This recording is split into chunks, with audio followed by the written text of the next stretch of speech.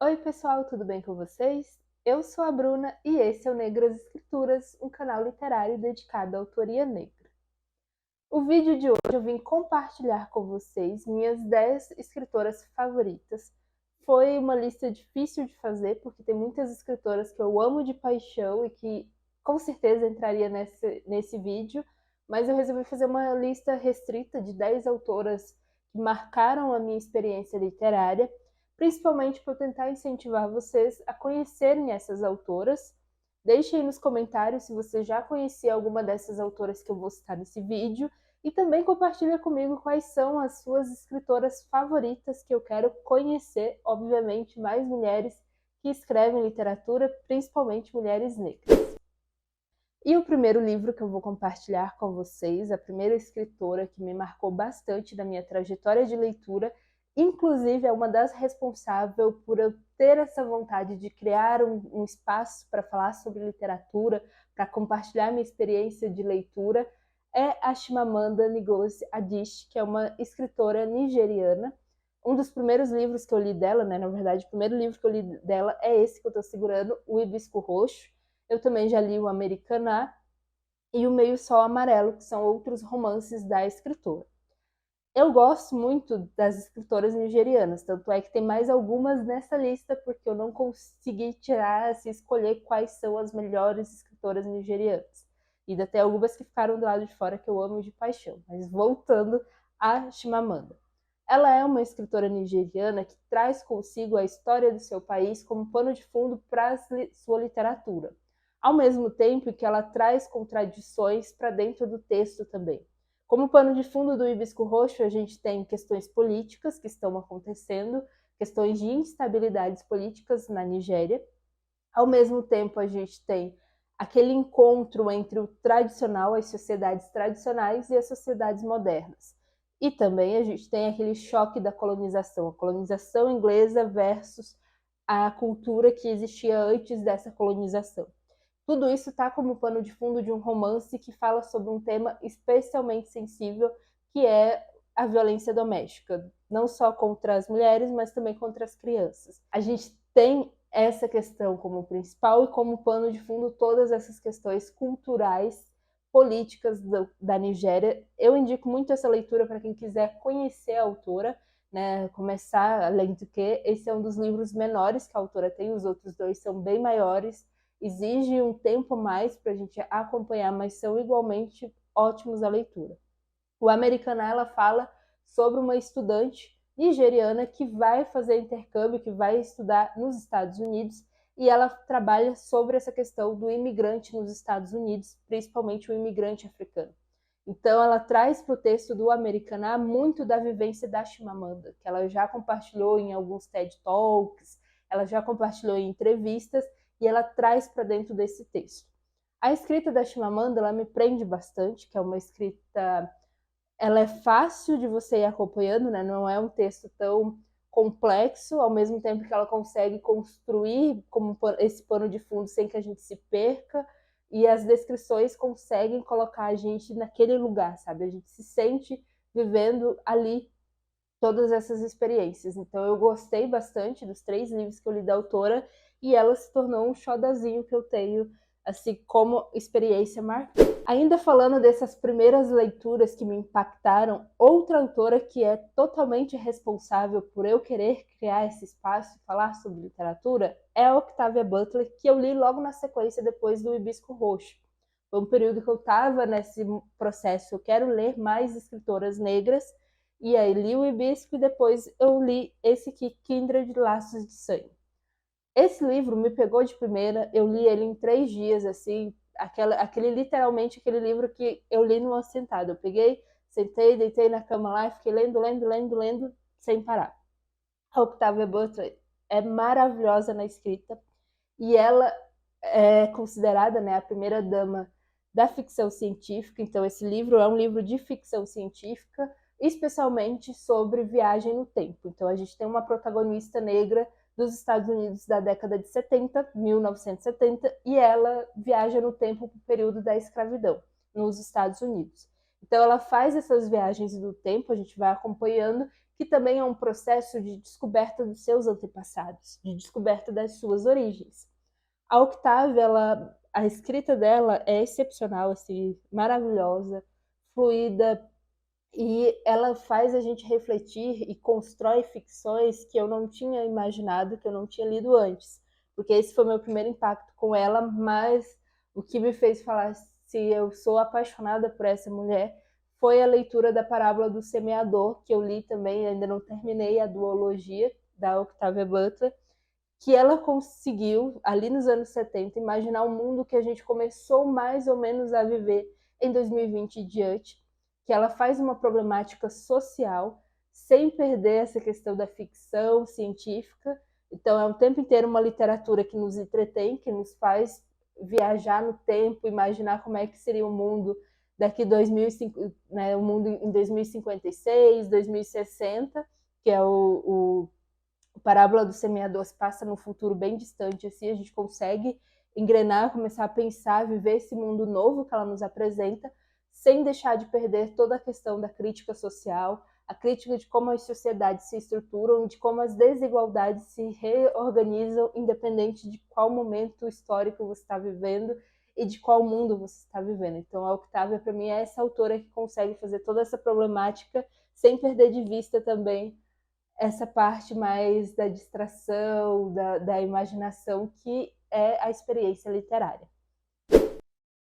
Antes de eu continuar falando das minhas escritoras favoritas, eu tenho que te pedir, deixe uma interação aqui nesse vídeo, se inscreva no canal, dê um like, compartilhe esse vídeo com alguém que você acha que quer conhecer mais escritoras negras em 2024, mais para frente. Apresente esse vídeo e fale, olha, quantas escritoras negras você pode ler e conhecer. Você também pode acionar o sininho que fica aqui embaixo, que todas as notificações, toda vez que eu postar um vídeo novo aqui no canal, o YouTube vai te avisar.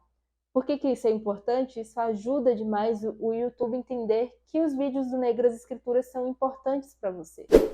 Falando em ficção, eu não posso deixar de fora dessa lista a N.K. Jemisin, que essa autora simplesmente roubou meu coração.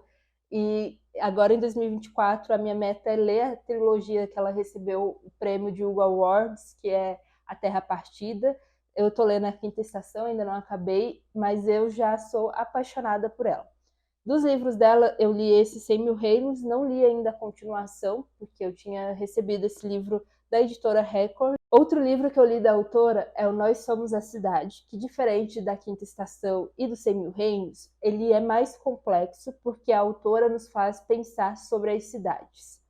Ela constrói personagens que são grandes metrópoles para falar sobre os problemas dessas grandes metrópoles, para falar sobre as desigualdades, sobre a questão da infraestrutura, sobre as dinâmicas de cada uma das cidades. Cada um desses personagens, eles têm uma característica própria de cada uma dessas cidades. Inclusive, nós temos um personagem que representa São Paulo. E ela traz dentro desses personagens toda a complexidade de cada uma dessas grandes capitais. Então, quem é visto pela cidade, quem não é visto, quem orbita na cidade, ela traz toda essa problemática. Ele é um livro um pouco mais complexo. A Quinta Estação, eu ainda estou na leitura, e esse é um livro que ela traz 3 personagens centrais, que vai intercalando entre esses 3 personagens, e ela se aventura numa outra forma de escrita, numa outra forma de narrativa, eu diria. Ela se apropria muito da narrativa da segunda pessoa. Então ela escreve uma das personagens, sempre a narrativa vira você. Enquanto as outras personagens a gente está acompanhando o eu, né, uma narrativa em primeira pessoa, uma personagem se transforma numa narrativa em segunda pessoa. Então você que está lendo esse livro, é você que é essa personagem, é você que está sentindo que essa personagem, o drama dessa personagem pertence a você, caro leitor. Então eu gostei muito dessa experiência e isso faz com que eu coloque a N.K. Jemisin como uma das minhas escritoras favoritas, por me colocar nesse lugar, um lugar bem inusitado e diferente de tudo que eu já provei na literatura. E também por ter uma ficção científica, assim, uma fantasia que traz o protagonismo negro, que traz personagens negros e problematiza sobre questões estruturais, assim, ela não perde de vista essa reflexão. Então, N.K. Jemisin, minha autora favorita nessa parte de fantasia também. Falando em autoras que desafiam a forma como a gente enfrenta o livro, a forma como a gente lê um livro, eu não posso deixar de fora a autora mais aclamada nesse quesito, que é a Toni Morrison. A Toni Morrison, a minha primeira leitura foi logo com Amada, e ainda bem que eu li Amada em leitura coletiva, com o grupo do Negras Escrituras, e a gente pôde trocar bastante coisas, a gente pôde ser uma leitura bem dialogada, porque para mim foi uma das minhas leituras mais difíceis de ler. Tanto é que é um livro que eu amo de paixão, é um dos meus livros preferidos da vida, mas eu ainda não consegui ter a coragem de fazer uma resenha sobre essa leitura, porque ela me impactou de forma muito forte. Em Amada, a Toni Morrison não só traz uma história que pra gente é complexa, mas a forma como ela escreve o livro também é complexa. Então a gente tem uma personagem, a Amada, que a gente não sabe muito bem o que ela é, né? Ela é um fantasma, ela é uma personagem que existe de verdade. Quem é a Amada, né? É uma história bem forte, é uma história inspirada em Toni Morrison viu um artigo de jornal num museu, assim, de uma história trágica da época da escravidão, e ela toma isso como experiência, como inspiração para transformar essa dor dessa mulher que está ali no livro, está ali no jornal, numa história com começo, meio e fim, e ela cria essa história para gente, uma história complexa, e como fala de muita dor, muito sofrimento da época da escravidão, a Toni Morrison ela utiliza formas de escrita diferenciadas. Então a gente tem, ela traz muito da literatura do sul dos Estados Unidos, dos negros, dos afrodescendentes. Então ela traz essa literatura específica, localizada para dentro do texto dela. Então a gente tem, até aqui na tradução, palavras que são escritas em conjuntas, como homem branco, em vez dele ser separado, ele é escrito em conjunto. A gente tem vários dizeres populares que são escritos em conjuntos. Em momentos de muita dor e sofrimento, a gente tem uma formatação que se perde. Que formatação é essa que se perde? Não sei se está focando para vocês. Mas a gente não tem ponto, não tem vírgula, a gente tem uma narrativa toda escrita linearmente. A gente não tem um ponto final. São páginas e páginas de um momento de muita dor e sofrimento do texto, em que ela tira toda a formatação, deixa só as emoções seguirem. Assim também ela tem umas partes em que ela coloca a formatação mais para um lado da folha, para dar esse sentimento para a gente. Então, para mim, a Toni Morrison é essa autora complexa que traz esses textos pesados, densos, pesados nos tópicos que eles abordam, mas densos também na forma de escrita da autora. E também a Toni Morrison é uma autora que eu gosto de ler a teoria literária dela. Então, os escritos dela sobre literatura, sobre o que ela entende por literatura. Principalmente porque depois que eu li o prefácio de Sula, que é um prefácio que ela escreve logo depois dela ter escrito o seu livro Clássicos, O Olho Mais Azul, que recebeu vários prêmios e muita crítica, no prefácio desse texto do Sula, ela vai responder a essas críticas dela ser uma escritora negra que só fala de negros, que só fala de escrita política. E aí ela traz essa reflexão. A literatura, ela é só poética, ela não é política? Não existe espaço para política na literatura? Ela traz essa dualidade, que ela não quer se prender de ser uma escritora que só fala de questões políticas, porque ela é uma poeta, ela é uma criadora, ela é e a literatura, a arte, ela também está envolvida com a política. Então, para Toni Morrison, nesse texto, ela vai dizer não tem como separar. É poético e político. E literatura de autoria negra é isso. Então, foi nesse texto que ela me conquistou. Uma das minhas escritoras favoritas da vida, Toni Morrison. Outro livro que eu tenho aqui é Abuche Mecheta, uma outra escritora nigeriana.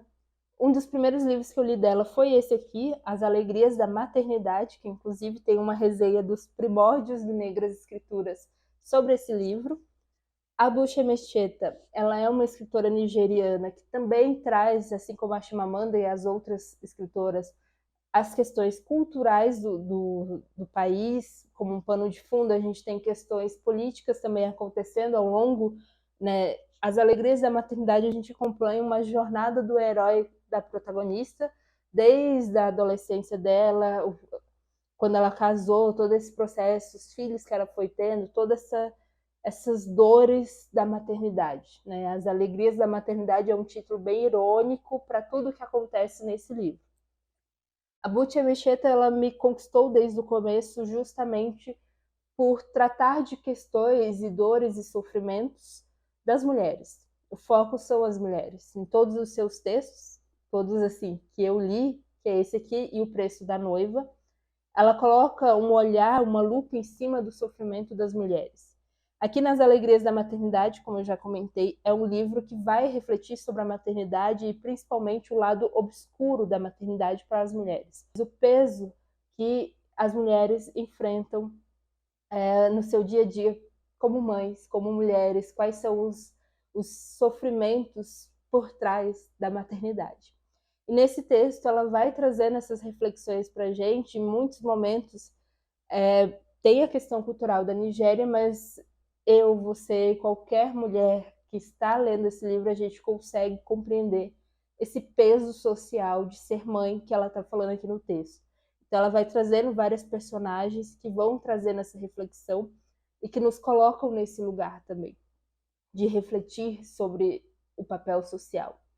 O que nos cabe, né? Somos mais felizes por sermos mãe ou não?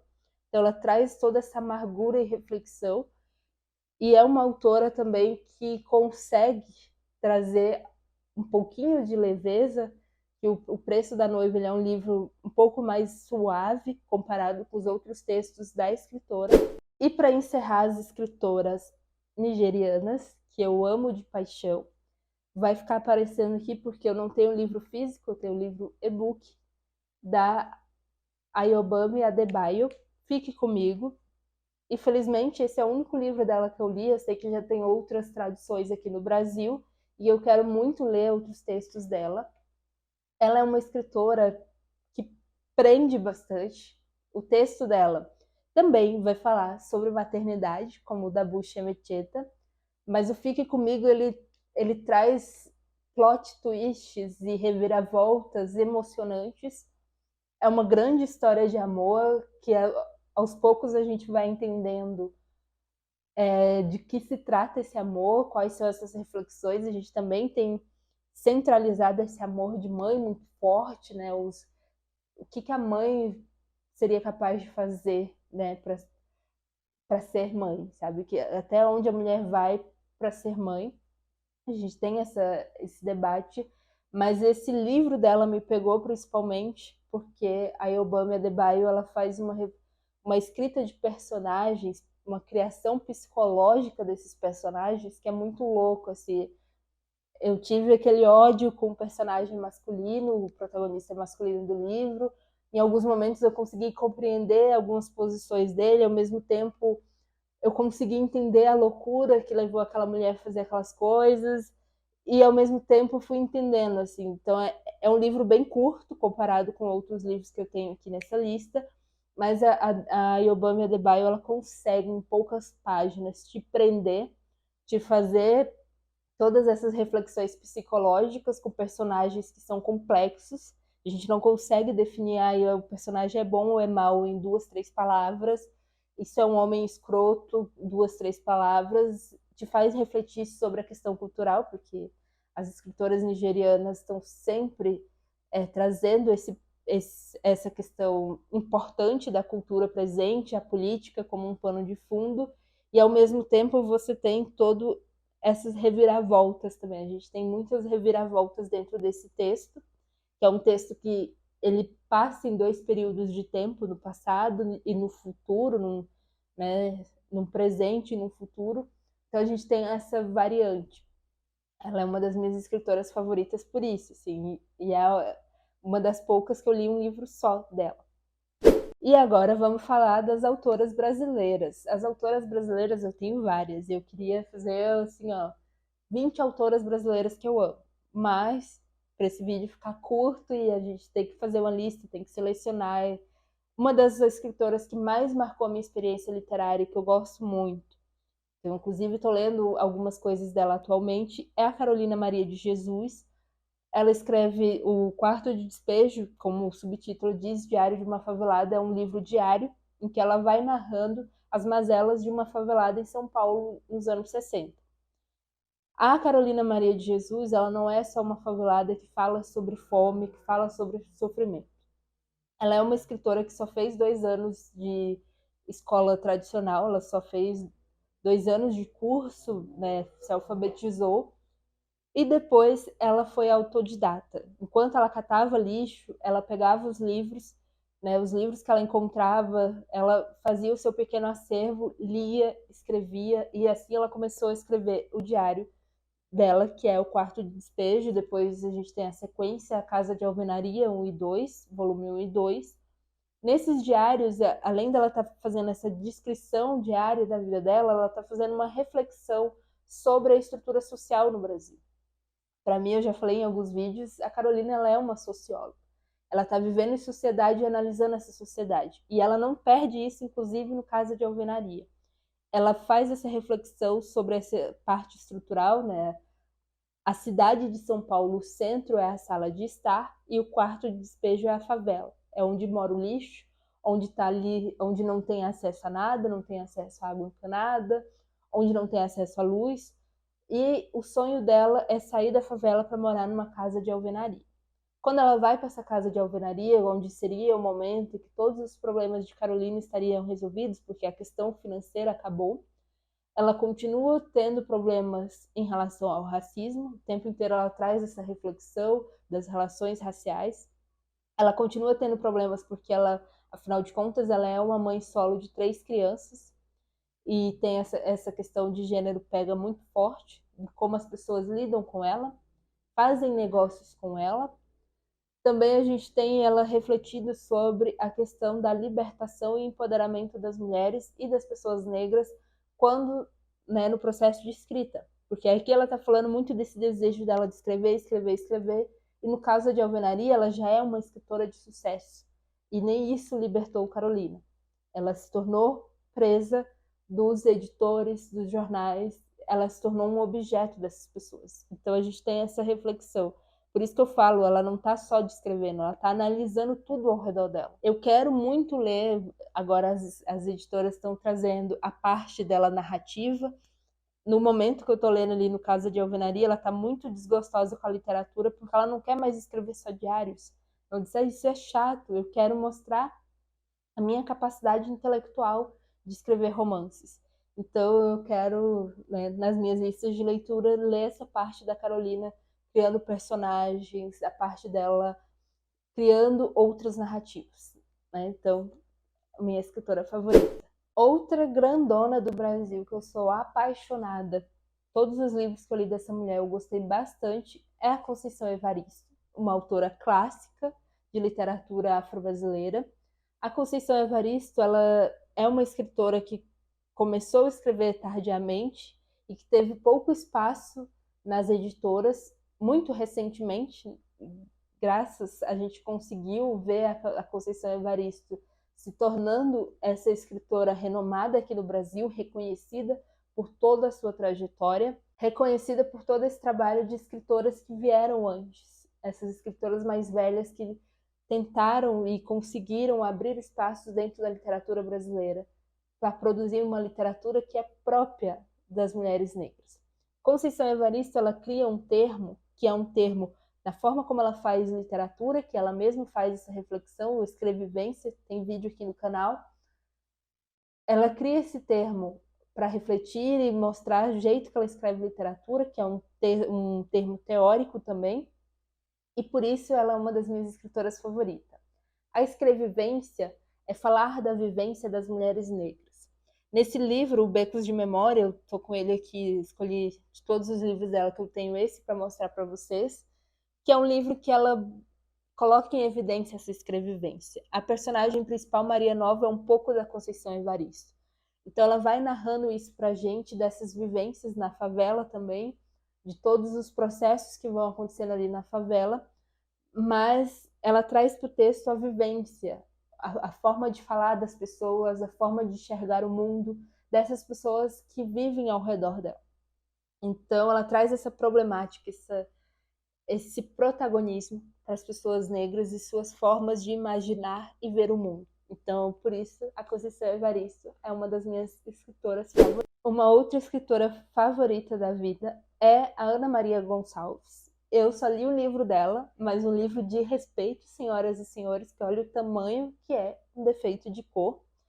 Esse é um livro que eu indico para todo mundo que quer conhecer a história do Brasil.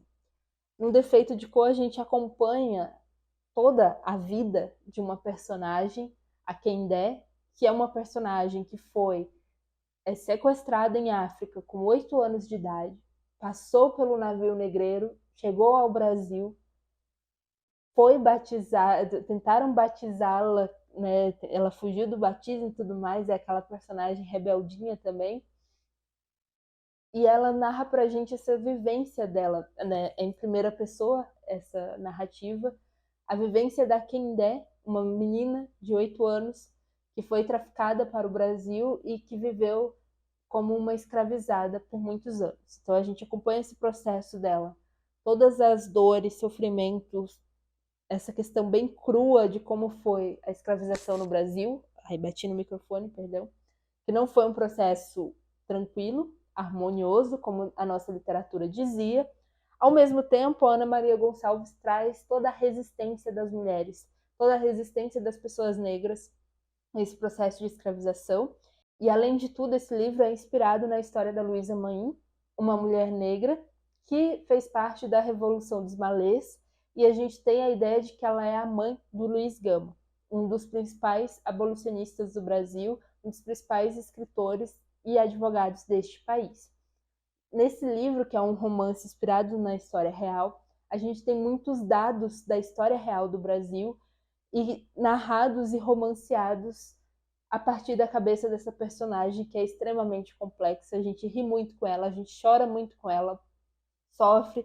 Em dados momentos a gente fica bravo que ela é muito iludida amorosamente e aí depois ela dá a volta por cima. Ela é uma mulher de negócios, uma verdadeira empreendedora, porque aí a gente tem aquela questão das mulheres negras que trabalhavam como escravizadas de ganho para poder se libertarem, né? De como ela fazia os negócios para juntar o dinheiro e conseguir comprar a sua carta de alforria, de como ela fez de tudo, lutou para conseguir a alforria dela e dos filhos dela, de como ela foi atrás disso. Então aqui a gente acompanha esse romance. É muito boa a escrita da Ana Maria Gonçalves, assim, é uma escrita tranquila, assim, né, linear, não é muito complexa. A gente tem muitos personagens, ela consegue trazer esses personagens para a história, deixar essa história bem fluida, porque é um livro denso, pesado, difícil de ler as questões que passam aqui dentro, as situações que essa personagem passa, mas a escrita da Ana Maria Gonçalves deixa tudo muito melhor. É um livro assim, delicioso, delicioso, um verdadeiro desafio de leitura, porque assim, eu tenho certeza, você sai desse livro transformado depois dessa leitura. E para encerrar esse vídeo, a autora contemporânea que assim tem meu coração, eu já fiz resenha de quase todos os livros dela, eu acho que de todos os livros dela que eu já li, tem aqui no canal. A Eliana Alves Cruz, ela é uma escritora contemporânea que traz muito do romance histórico. Os livros dela, O Crime do Caso Valongo, esse aqui, Nada Digo de Ti, Quem Te Não Veja, são romances históricos que se passam no passado do Brasil. O outro livro dela, Água de Barrela, é inspirado na história da família dela. Então ela fez uma árvore genealógica da família e fez um romance em cima das histórias que ela escutava de uma tia-avó dela, né, de uma senhora de 90 e poucos anos, buscou também as referências e criou esse romance histórico. Nesses 3 livros, ela fala muito sobre essa história não contada. Nesse aqui a gente tem uma mulher trans como protagonista. Uma mulher negra trans protagonista que traz pra gente toda essa complexidade dos 1700, ao mesmo tempo que ela traz aquela pitada de fofoca bem novelesca. Esse livro também é um livro curto que eu li muito rápido, porque aqui a gente tem alguém espalha fofoca, né? Por isso que e a pessoa assina essas fofocas, essas cartas de fofocas como Nada Digo de Ti, Quem Te Não Veja, trazendo para o público da cidade ali todas as fofocas dos bastidores da alta sociedade. Então sempre ter esses bilhetes espalhados pela cidade com essa fofoca. Um livro maravilhoso. Os outros livros dela também são romances históricos que têm uma riqueza de personagem e trazem essa reflexão pra gente desse passado que a gente não conhecia, um passado de resistência negra, um passado com muitas histórias, muita cultura, de como a cultura negra permaneceu, né? A cultura africana permaneceu no Brasil, de como isso era passado de geração a geração. O último livro dela mais contemporâneo, que é Solitária, é um texto também que eu li muito rápido, eu li ele em e-book, então por isso eu vou deixar aparecendo aqui a fotinha, mas tem resenha aqui no canal. Ela se inspira, infelizmente, na história do menino Miguel, que caiu do prédio em que a mãe dele trabalhava como empregada doméstica, e ela vai fazer uma reflexão sobre essas relações trabalhistas aqui no Brasil, de empregados domésticos, porteiros, desses prédios de alta sociedade. Então ela faz toda essa reflexão num romance também, a gente tem vários personagens que a gente vai torcendo por esses personagens, a gente tem uma reflexão sobre um conflito de geração entre mãe e filha, por exemplo, e a escrita dela, para mim, é uma escrita apaixonante. Assim, eu sou muito empolgada com a escrita da Eliana Alves Cruz. Sou entusiasta. Tudo que essa mulher lançar, eu vou querer ler porque eu sou apaixonada. Essa é uma das minhas escritoras assim favoritas da vida, vida, vida. Eu queria ter feito esse vídeo mais curto, mas eu não consigo vir aqui e falar pouca coisa dessas mulheres que são as minhas escritoras favoritas da vida. Claro que eu tinha que fazer um jabá, falar um pouquinho de cada um dos livros dela, da minha experiência lendo essas mulheres. Eu espero ter inspirado você que está aí do outro lado da tela a conhecer uma dessas mulheres, ler algum desses livros. Compartilhe aí nos comentários o que você achou, qual dessas autoras você mais gostou de ter conhecido, quais delas você pretende ler, talvez agora em 2024 ou mais para frente.